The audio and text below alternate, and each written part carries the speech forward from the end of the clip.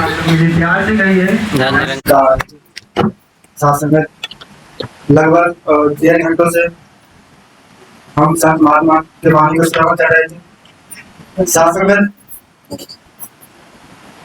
आज समय के माता सतगुरु माता दीक्षा जी हर जगह जाकर इस ब्रह्म ज्ञान के फैला रहे। शासन में दास ने कल यूट्यूब पे समागम माता जी का देखा। उसमें महात्मा बता रहे थे कि शासन में जब सतगुरु ने हमें ब्रह्म ज्ञान दिया तो भ्रम से मुक्ति कर दी। शासन में महात्मा बता रहे थे कि अभी भी कितने महात्मा ऐसे हैं जो ज्ञान लेने के बाद भी इस भ्रम के माया जाल में फंसे हुए हैं। कभी कभी सुनने में आता है शासन दास आपको पहले इतिहास की और घटना बताना चाहेगा। शासन आज के समय में जो भी हम सप्ताह या मंथ जैसे संडे मंडे सोमवार मंगलवार शनिवार ये जो भी हम देखते हैं शासन में, ये कुछ महात्मा कहते हैं कि आज शनिवार है तो आज ये काम नहीं करना है, आज मंगलवार है तो आज ये काम नहीं करना है, आज नखून नहीं काटना है। शासन में महात्मा बता रहे थे कि ये जो दिन और ये महीने हैं इसे किसी विदेशी आदमी ने बनाया था। शासन ये बात है 1582 ईस्वी की, जब एक अकाउंटेंट था जो एक रोम का वो कहा जाता है, जिसे एक तरह से मान सकते हैं कि वहां का राजा के जो भी लेखा जोखा करने वाला जो अकाउंटेंट कहते हैं, तो उसने एक मंथ और दिन बनाया कि सप्ताह 7 दिन का होगा, मंथ 30 दिन का होगा। और हम सब ने उसमें क्या बना लिया कि आज शनिवार है तो भगवान शनिदेव का दिन है, आज मंगलवार है तो आज हनुमान जी का दिन है। शासन लेकिन हमें ये नहीं पता कि वो जो हम मंथ और डे हम देख सुनते आ रहे हैं पढ़ते आ रहे हैं वो भी इस विदेशी आदमी ने बनाया था। शासन दास कल पटोरी से आ रहा था तो रास्ते में एक दिल्ली ने रास्ता काट दिया, तो मैंने देखा कि काफी लोग मेरे पीछे से आ रहे थे, उन्होंने गाड़ी को रोक दिया और दास आगे लेके आगे चला गया। मुझे ये समझ में आया कि दिल्ली के रास्ता काटने से एक बार क्या हो गया कि वह रुक गए। शासन में फिर मैंने पीछे से आवाज सुना, किसी ने कहा कि इस बंदे को आगे जाने दो, उसके बाद मैं जाऊंगा क्योंकि रास्ता कटा हुआ है।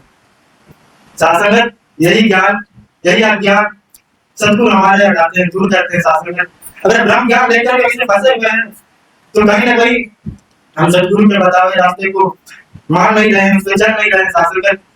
शासन अगर हम सत्संग आ रहे हैं, अगर ये सोच रहे हैं कि हम सत्संग जाएंगे तो हम जब डेथ करेंगे तो हमें स्वर्ग मिलेगा।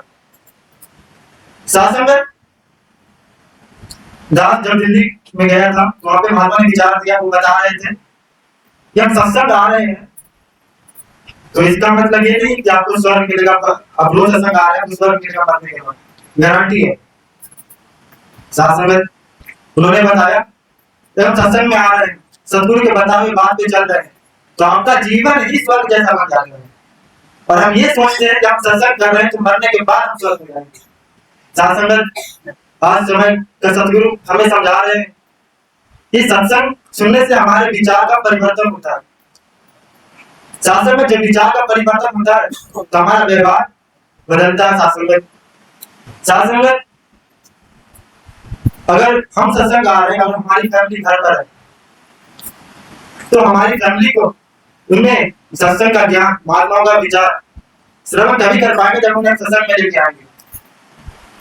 लेकिन अगर हम ये सोच रहे हैं कि अगर मैं सत्संग जा रहा हूँ तो मेरा पूरा परिवार सुखमय हो जाएगा, जब तक हम सतगुरु माता जी के विचार को उन तक पहुंचाएंगे नहीं, उनको बताएंगे नहीं, तब तक हमारा जीवन जो स्वर्ग का आशा करते हैं वो हो ही नहीं पाएगा। अगर हम ये सोच रहे हैं कि साधक मरने के बाद ही हमको स्वर्ग की प्राप्ति होगी। दास को कहानी भी याद आ रहा है कि संत कबीर जी का मैंने एक कहानी सुना था, जिसमें बनारस में लोग का बहुत कहते थे कि यहाँ पे मरने वाला आदमी का स्वर्ग जाता है। शासन में माफी चाहेगा दास पूरा कहानी तो याद नहीं है। शासन तो संत कबीर जी ने वहां पे बताया था कि ऐसा कुछ नहीं है, भ्रम है, यहाँ पे मरने पर कोई स्वर्ग नहीं जाता। शासन कहानी को आप सब भी जानते होंगे कि संत कबीर ने किस तरह इस पाखंड को भी दूर किया था। सर शासन हम इतिहास पर देखते हैं जितने भी संत महात्मा आए उन्हें इस संसार के लोगों ने काफी कष्ट दिया, लेकिन जब चले गए तो आज हम उन्हें याद करते हैं और उनके धर्म उनके बताने मार्ग पर आपस में लड़ते हैं, ये मेरा भगवान है वो तेरा भगवान है। साधुसंगत आज निरंकारी की सर ये नहीं कहता कि तुम अपना धर्म बदल लो, मेरे विषय में चले आओ। साधन निरंकारी की सर ये कहता कि तुम राम को पूजते हो, लेकिन मैं राम की मानना है तो निरंकारी विषय में आप आगे वहां से समझिए। हम संसार वाले क्या करते हैं, साधन को कृष्ण को पूजते हैं, लेकिन हम और कृष्ण की मानने लगे।